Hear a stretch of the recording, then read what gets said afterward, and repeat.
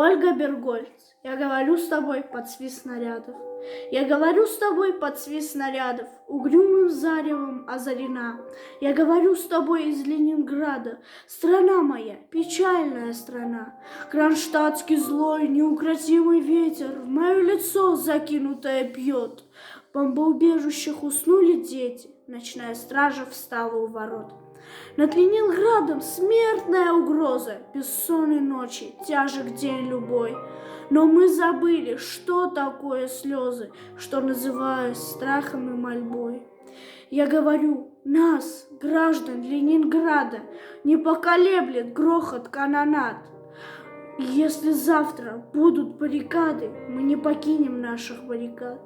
И женщины с бойцами встанут рядом, и дети нам патроны поднесут, и над всеми нами зацветут старинные знамена Петрограда.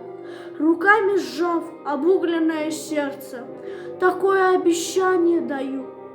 Я горожанка, мать красноармейца, погибшего подстрельную в бою. Мы будем драться с беззаветной силой, мы одолеем бешеных зверей. Мы победим, клянусь тебе, Россия, от имени российских матерей.